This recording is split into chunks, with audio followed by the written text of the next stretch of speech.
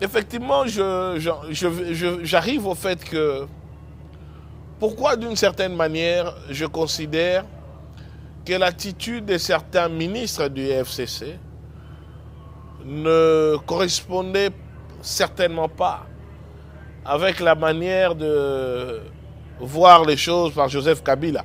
Même si à 2 reprises, les gens ont été obligés d'aller refaire des serments d'allégeance, comme si on était dans une secte auprès d'un gourou et tout ça, ce qui me paraissait un peu étonnant en politique. La preuve, c'est que la dernière séance de prestation de serments ou d'allégeance a été boycottée.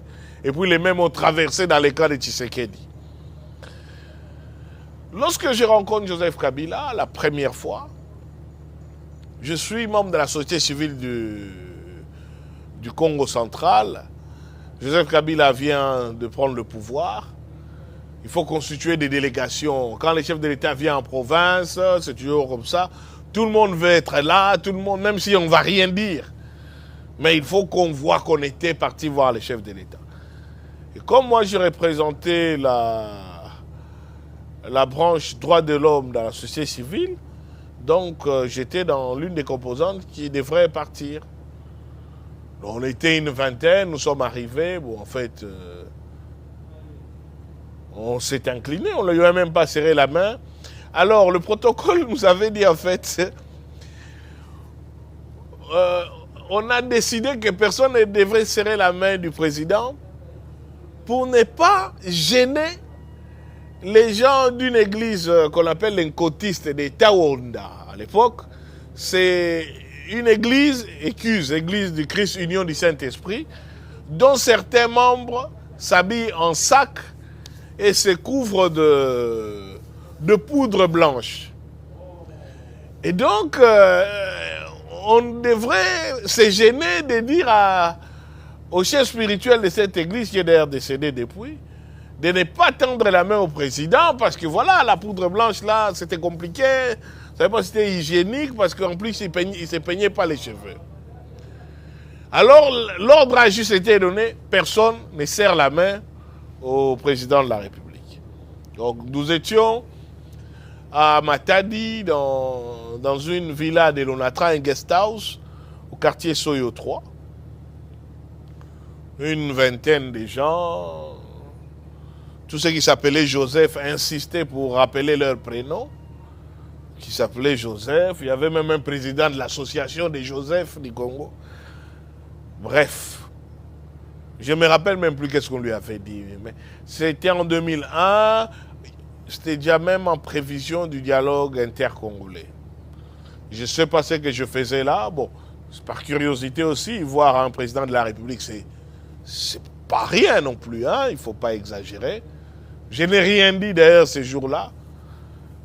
Je n'étais pas le chef de la délégation. On se bat souvent pour être le chef de la délégation. Et bon, après, je suis parti. Mais c'était la première fois. La deuxième fois, je suis coordonnateur du bureau de représentation de la commission électorale indépendante du Bas-Congo, donc du Congo central, donc numéro 1 des élections, si vous voulez, à cette époque. C'était pendant les opérations d'identification et d'enrôlement des électeurs. Le président de la République doit venir pour visiter certains centres d'inscription, parce que c'est la première fois que l'enrôlement s'est fait en milieu provincial en dehors de Kinshasa. Je crois que nous sommes en 2005 de mémoire. Il arrive dans les centres d'inscription, il me salue, accompagné du gouverneur et de toute l'escorte. Nous visitons 2 ou 3 centres. J'avais pris la précaution de faire un document synthèse de l'évolution des enrôlements, des défis rencontrés, des problèmes logistiques, surtout quand nous allions de plus en plus nous déployer à l'intérieur de la province. Donc je voulais lui remettre les documents, il va me dire « Non, ça, garde ça parce que tu me les remettras ce soir. » Donc je ne savais même pas, pour moi, on se rencontrait là, on se séparait là. Bon, ce soir, je me suis dit peut-être il y aura un cocktail, une réunion ou quelque chose comme ça, des sécurités peut-être à remettre. Donc je suis rentré travailler. Le Rédoc de l'ANER m'appelle pour me dire que le chef de l'État va me recevoir. Je serai informé par son cabinet, que je reste en contact avec lui. Le gouverneur me rappelle aussi la même chose. Quelque temps tard dans la soirée, je reçois l'appel de l'ambassadeur Kikaya Bin Karoubi. Je crois à cette époque qu'il doit être secrétaire particulier du chef de l'État. Donc, je prends mon véhicule et je monte à Soyo, où les instructions avaient été données. D'ailleurs, je ne crois même pas avoir fait l'objet des contrôles. Je ne sais plus. Et le dernier appel, je crois, c'est l'ambassadeur Antoine Gonda qui me le fait. J'ai dit, je suis déjà sur place. Il me demande d'entrer dans la pièce. Je m'attends à voir peut-être les autorités de la province, les gouverneurs, à tout le moins les membres du cabinet du chef de l'État. Donc quand l'ambassadeur Gonda sort, il me dit d'entrer. La seule personne que je vois dans la pièce, c'est Joseph Kabila. Habillé vraiment de manière détendue, hein, juste une vareuse de rugby, un pantalon en jean, de basket, dont les lacets sont même dénoués. Mais salut, monsieur le coordonnateur, mettez-vous. Il se déplace pour juste une minute, il revient. Et là, va commencer un entretien qui va durer 3 à 4 heures du temps, en tête à tête. J'ai de Joseph Kabila l'idée que c'est quelqu'un qui prend le pouvoir sans être élu et qui est venu d'une révolution et il succède à son père. Et moi, les successions familiales, ce n'est pas trop les choses qui me plaisent. J'ai de Joseph Kabila l'idée défavorable qu'il ne sait pas parler français. J'ai de Joseph Kabila toutes les idées qu'on nous a mis en tête, qu'il est rwandais, il ne comprend rien. Et en réalité, il ne maîtrise rien. Et là, pendant quasiment 4 heures, je découvre exactement le contraire de ce qu'on m'a dit du personnage. D'abord, Joseph Kabila est très courtois. Il me reçoit, monsieur le coordonnateur. Très vite, on commence à échanger. Il m'appelle Maître Hervé. On parle d'abord de la pluie du beau temps. Ah, aujourd'hui, il a quand même fait frais, hein, alors que d'habitude, à Matadi, il fait très chaud. J'ai dit, oui, c'est vrai, monsieur le président. Et là, sur un registre un peu personnel, il me dit, mais vous êtes quand même très jeune, hein, monsieur le coordonnateur. Nous sommes en 2001. Non, en 2005. En 2005, Joseph Kabila est né en 71. Donc déjà, quand il prend le pouvoir, il a 29 à 30 ans parce qu'il est né en juin. Et donc là, il va vers ses 35 ans et que moi, je vais vers mes 33 ans. On n'a que 2 ans d'écart. Vous êtes jeune, monsieur le coordonnateur. Je le regarde, je dis, bon, monsieur le président, vous savez, depuis que vous avez pris le pouvoir aujourd'hui, c'est très difficile qu'on puisse dire à un jeune qui ne peut pas exercer des grandes responsabilités du fait de son âge, parce qu'on va dire, et Joseph Kabila, il dit, oui, là, vous avez raison. Et donc, l'entretien passe plutôt sur ces volets-là. Nous parlons de la manière dont les élections se préparent. Il insiste pour dire que lui, c'est vraiment un engagement. Il tenait à ça. Il tient à ce que les pays soient réunifiés, que nous rentrions dans la normalité. Et je vois quelqu'un qui d'abord n'a pas besoin de faire sa propagande auprès de moi, mais je vois quelqu'un qui confie vraiment ce qu'est sa conviction profonde. Alors, il me dit que il fut un temps, il avait bien voulu faire le droit lui aussi. Tiens, j'étais assez surpris. Et la conversation de fil en aiguille, on plaisante un peu. L'UDPS avait boycotté l'enrôlement. Et je connaissais beaucoup de gens de l'UDPS qui, malgré les boycotts officiels de l'enrôlement, mais parce qu'ils voulaient avoir la carte d'électeur, venaient s'enrôler. Alors, je suis avec le président de la République, je ne l'oublie pas. Hein. Donc, ce n'est pas une conversation entre amis. J'ai conscience de la distance, mais il me met tellement à l'aise que je lui raconte certaines plaisanteries. Il dit, bon, vous savez, on raconte que les gens de l'UDPS, quand ils se font enrôler ici, au lieu de se mettre l'encre indélébile sur l'auriculaire, ils demandent qu'on leur mette l'encre indélébile au niveau des orteils. Comme ça, ils peuvent toujours nier s'être fait enrôler. Bon, évidemment, c'est une blague, mais on en rit pour donner le cadre. Et nous basculons sur le dialogue intercongolais, Sun City et les cadres qui a été créé. On parle de l'abbé Ngoï Mulunda, du pasteur Ngoï Mulunda. Et là, je lui dis spontanément, mais ces messieurs-là, c'est votre argentier, non? À Sun City, c'était votre argentier. C'est lui qui arrosait d'argent tout le monde. Il dit oui. J'étais prêt à tout pour l'unité nationale, pour que les pays soient à nouveau réunifiés. Si ces gens avaient besoin d'argent, on allait leur donner l'argent. S'ils avaient besoin de postes, on allait leur donner des postes. Mais le Congo devrait rester uni et le Congo devrait quitter cette balkanisation. Moi, je vois quelqu'un à qui on ne dicte pas sa politique, contrairement à ce que les gens racontaient, que Kabila ne comprenait rien, il ne faisait que ce que les gens lui disaient. Non, je rencontrais quelqu'un qui m'expliquait comment il voyait les choses, comment il conduisait les choses. Et ça m'impressionne. Il me dit aussi, donc du coup nous parlons un peu des dénigrements dont il fait l'objet, à deux niveaux. D'abord, de la part des anciens qui étaient avec Mouzé, qui disaient qu'il a dévié de la ligne de Mouzé. Il me dit, mais maître Hervé, qu'est-ce qu'ils connaissent, eux, de la pensée politique de Mouzé? Quand nous, on était avec lui au maquis, eux, ils étaient en Europe, en exil.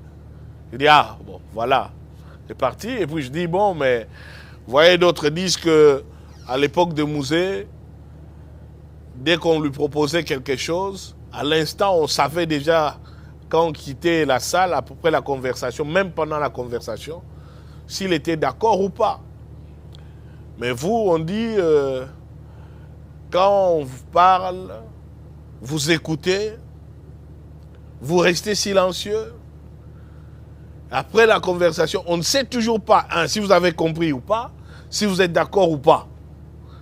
Alors là, la société va dire, ah, ils disent ça. Il sourit et il passe à autre chose.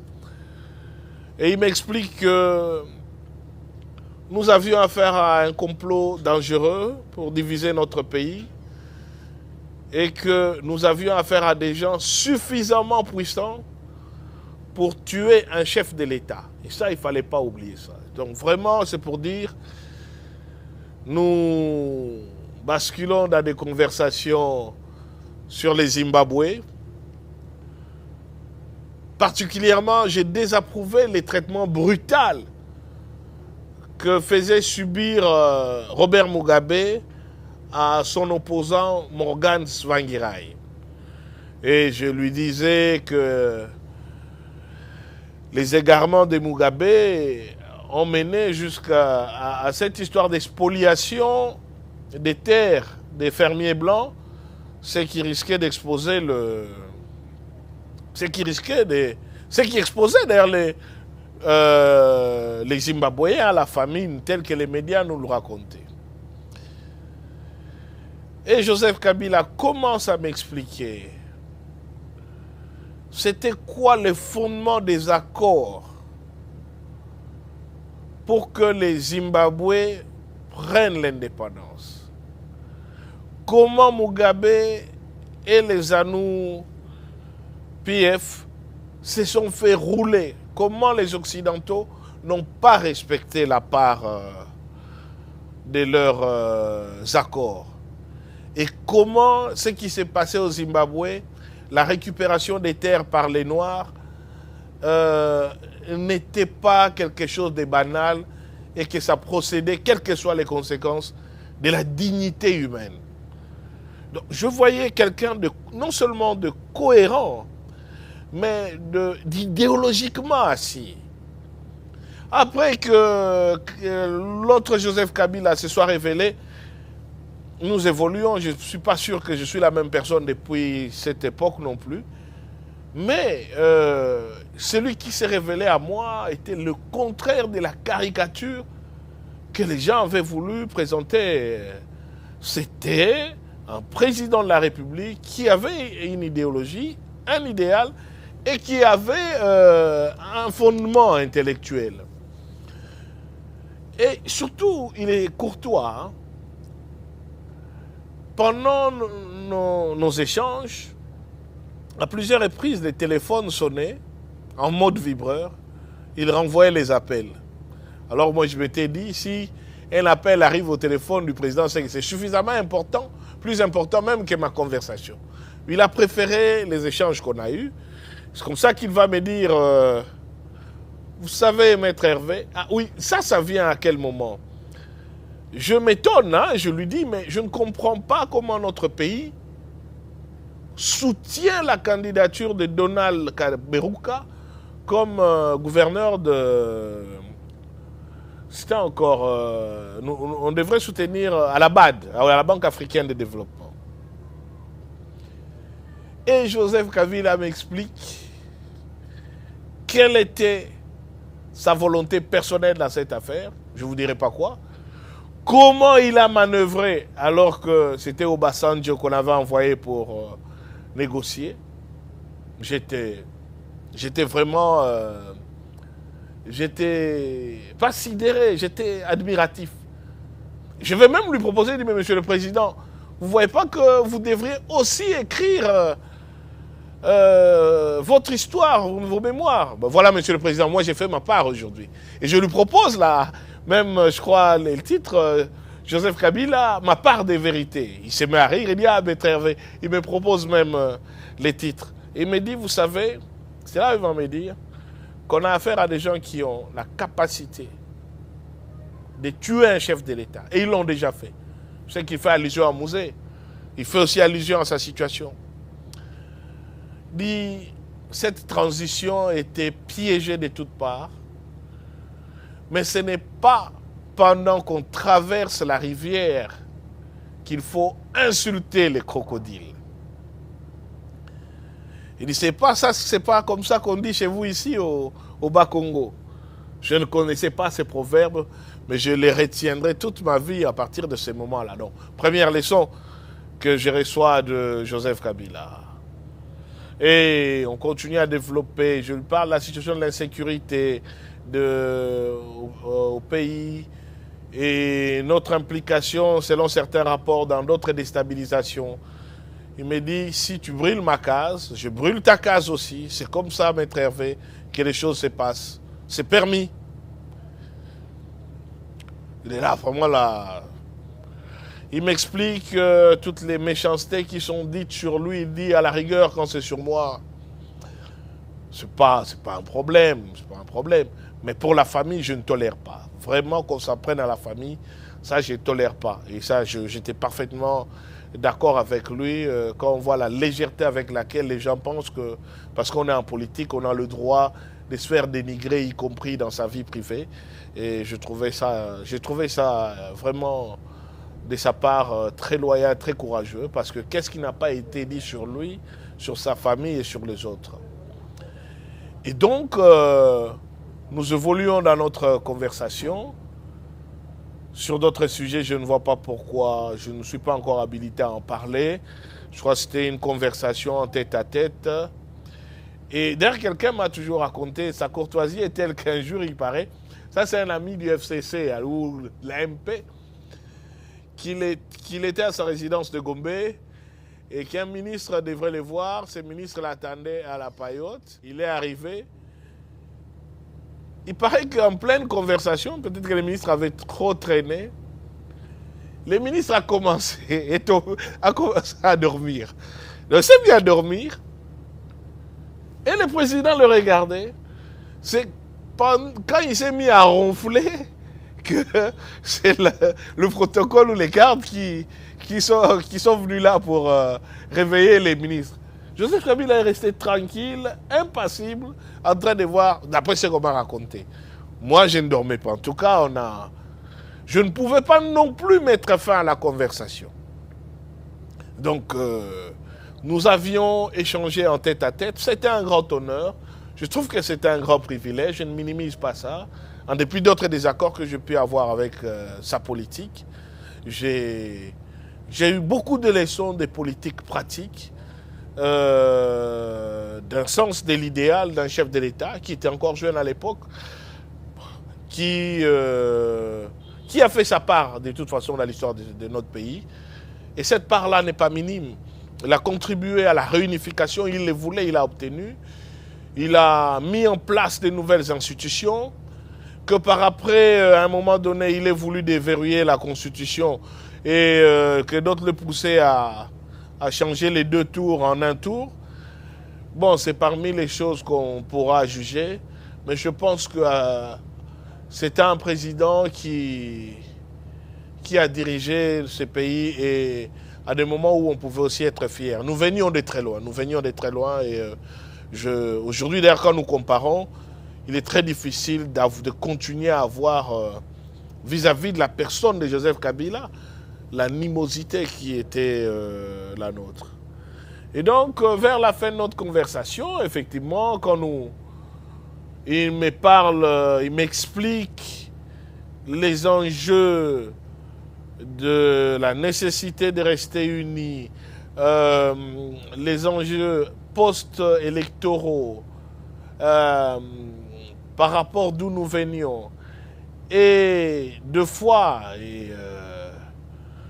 voilà, il me raconte, il me dit, 2 fois il est étonné. D'ailleurs, ces 2 anecdotes, et je passe, ça me revient comme ça. Il est dans une réunion où il explique aux gens, à des notables, la situation de nos compatriotes de l'Est. Et quelqu'un qui lui dit, oui, mais monsieur le président, vos histoires-là de Baswahili, ce n'est pas notre affaire. Nous, on parle un peu de ce qui se passe ici. Il dit, j'étais surpris, mais comment? Est-ce que vous comprenez ce que vous êtes en train de dire là? Donc, on parle du pays, donc nous ne nous sentons pas considérés par cela. Ça l'avait beaucoup heurté. On peut aussi, quand il parlait des réalisations des musées, il disait que des choses comme les services nationaux, ça doit rester.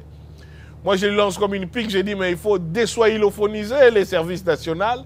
Il dit, oh là là, maître Hervé, mais si on regarde notre pays, l'espace swahilophone comprend combien de provinces par rapport aux autres langues. Donc voilà.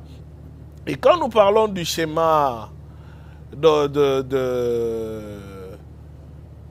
la déstabilisation de notre pays, il me dit, je vous ai dit tout à l'heure que ce n'est pas pendant que l'on traverse la rivière qu'il faut insulter les crocodiles. Mais il arrive un moment où il est important, il est nécessaire d'insulter les crocodiles. Alors, il faut l'insulter via ceux qui ont déjà traversé la rivière à notre place. Et Robert Mugabe est de ceux qui ont traversé la rivière à notre place. De telle manière que si les crocodiles se fâchent, nous on peut toujours dire, mais non, ce n'est pas nous, c'est lui qui a traversé.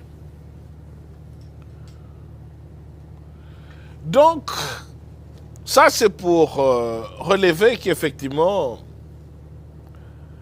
certaines personnalités que j'ai rencontrées dans mon parcours vont déterminer les choix que j'aurai à avoir, notamment en étant porte-parole.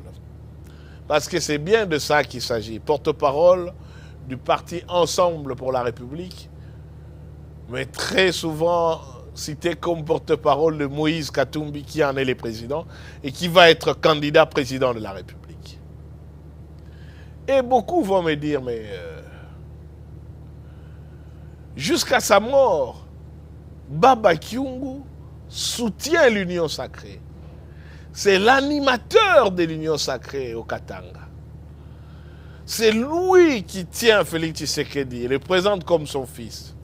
C'est Félix Tshisekedi qui dit Baba Kyungu, c'est le seul père qui nous reste. Vraiment, je tiens à vous remercier de tout cœur pour cet accueil chaleureux. Je remercie mon papa, comme je l'appelle affectueusement, le seul papa qui nous reste. C'est pour ça que nous allons co-responsabiliser Binoban Soawa. Votre priorité, c'est de nous garder notre papa. Boba Kelaï Malamu, c'est une richesse, une des dernières que nous avons encore en République démocratique du Congo. C'est vrai, hier, après un remerciement, parce que j'ai débarrassé, j'ai neutralisé les charognards. Mais je dois dire que si je n'avais pas le soutien de mon papa, je n'allais pas réussir à me faire. Mais qu'est-ce que toi, comme fils, tu vas faire dans les camps de celui qui va être l'adversaire de Félix Tshisekedi? Je ne veux pas donner une réponse simpliste. Je vous soumets les faits et vous comprendrez et le rôle de Baba auprès de Félix Tshisekedi et le rôle de Baba auprès de Moïse Katumbi et l'essence de mon choix. Pour parler de Baba et de Félix Tshisekedi, il faut d'abord parler de Baba et Étienne Tshisekedi. J'y ai fait allusion en parlant de Jean Val et de la poignée des mains historique. Mais permettez-moi de revenir sur quelques anecdotes et quelques situations qui vont faire comprendre ce qui existait ou ce que Baba me disait et ce que j'ai appris aussi de ce qui existait entre ces deux colosses de l'histoire de notre pays qui nous ont quittés. Baba Kyungu ne rejoint pas le Parlement immédiatement, le Conseil législatif. Le régime Mobutu est contraint de lâcher du lest et d'organiser des élections. Et d'après les règles du MPR parti-État, tout le monde doit être candidat sous les labels du MPR. Il n'y a pas de candidat indépendant, parce que c'est d'ailleurs le parti qui est l'État. Baba Kyungu est de ceux qui sont connus et reconnus comme n'ayant pas vraiment un militantisme délirant, même pas tiède, vis-à-vis du parti-État. Donc lorsque les élections ont lieu, c'est une personnalité qu'on connaît très populaire à Lubumbashi, qui a mené des campagnes pour Kibasa, pour d'autres personnalités. Sur la liste des élus, qu'on classe par ordre, Baba Kyungu arrive les premiers parmi les derniers. Donc ça veut dire que s'il y a 5 sièges, lui il arrive 6e.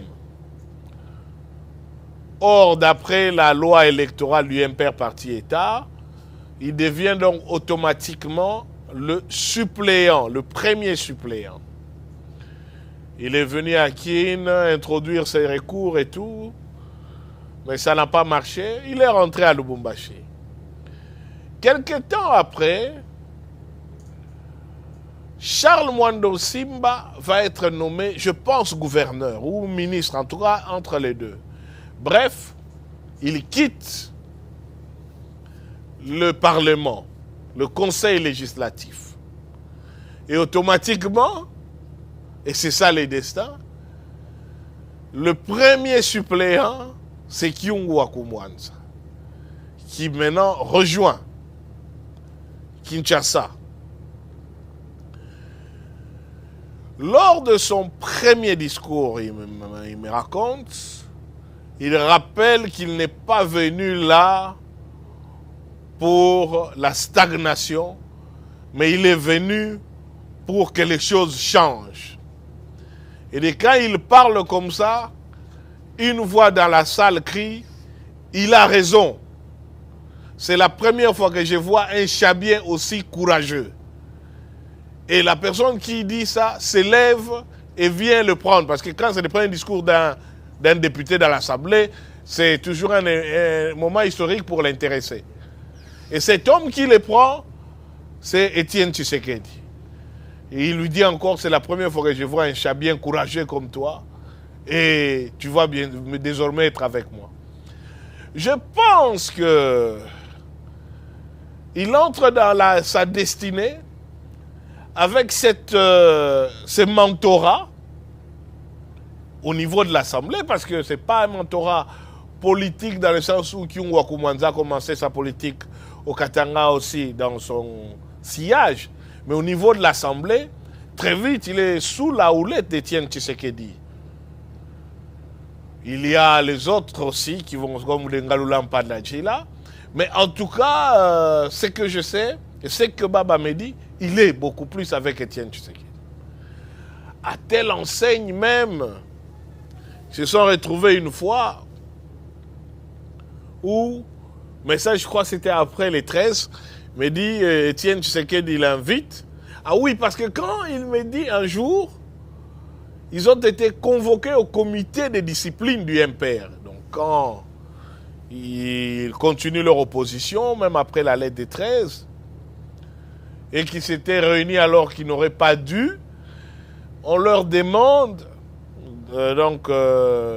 Baba est convoqué, je crois que c'est le professeur Vundwa Ouetepemako qui l'interroge et qui lui demande pourquoi ils sont en train de dévier, Louis Kyungu, il est en train de dévier des idéaux du mouvement populaire de la Révolution.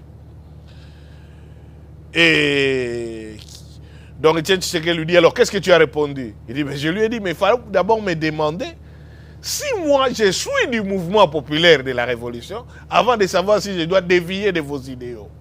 Il dit, Gabi, c'est comme ça qu'il faut répondre à ces gens. Bon, viens, je t'invite.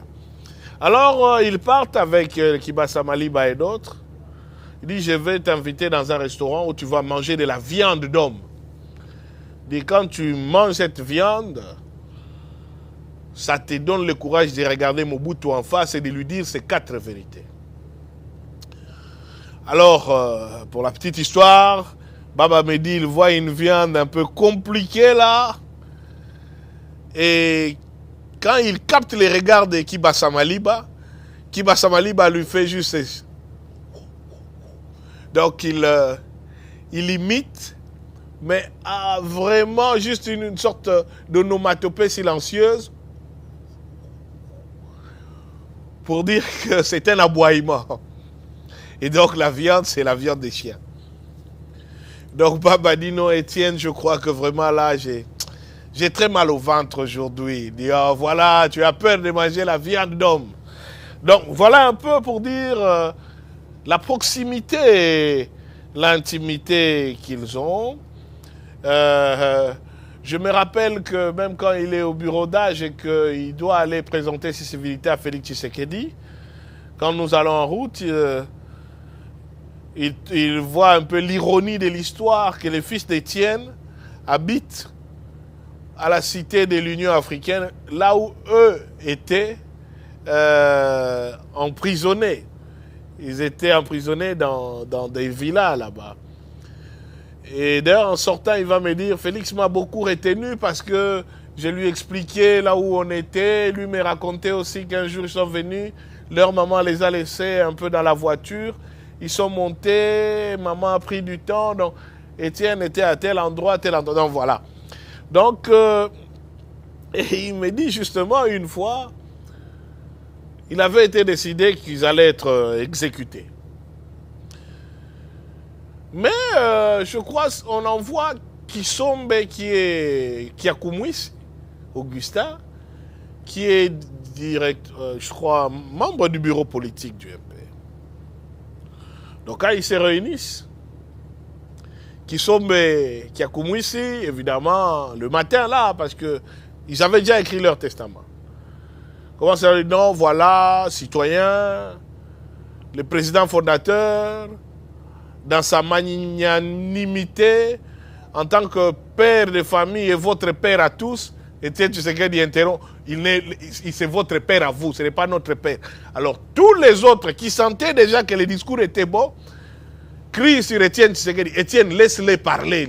Attends, surtout, apparemment, Ngalula Pandadji là, qui lui dit de laisser parler. Bon, en fait, c'était pour leur dire qu'ils allaient être graciés, mais ramenés tous dans leur village d'origine.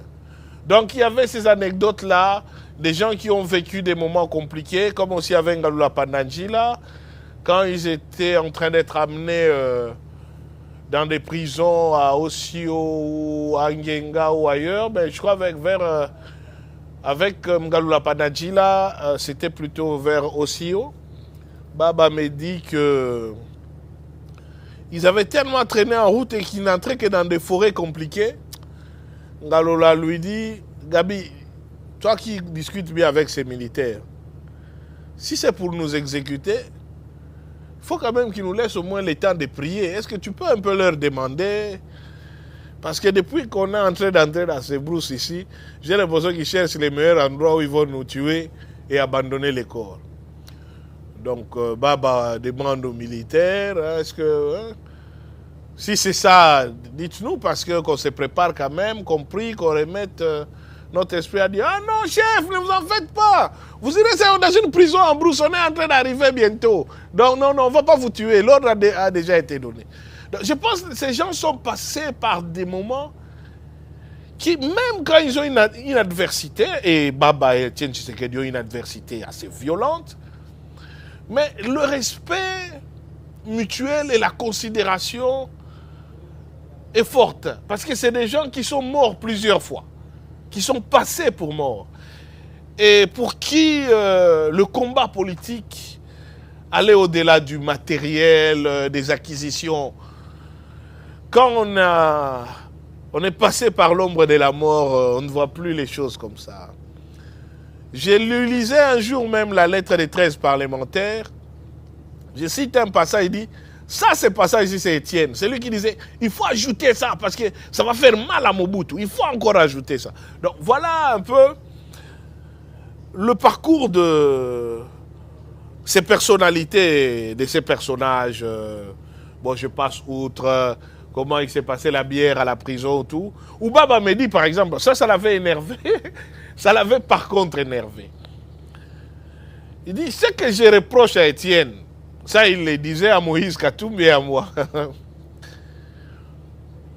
Quand on nous tapait, deux fois, Étienne criait tellement fort que ça nous démoralisait. Alors moi, j'ai demandé aux militaires de me donner les coups à la place d'Étienne.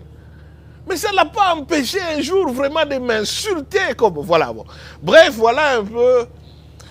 Ils étaient humains hein, aussi. Donc, c'est même ça qui les rend plus héroïques. Donc, c'est ça que Baba a quand il voit le fils d'Étienne Tshisekedi. Il transfère sur Félix la victoire qu'ils n'ont pas pu obtenir de Mobutu. Puisqu'il est quand même entré au palais de la nation. Mais je crois que Félix n'a retenu que la victoire. Il a oublié les combats et l'essence du combat, des 13 parlementaires, des privations, etc. Et évidemment, Baba ne pouvait que, dans ces contextes-là, la séparation FCC-Cash, appuyer Félix Tshisekedi. Pourquoi encore? Et c'est là où le rôle de Moïse Katumbi est important.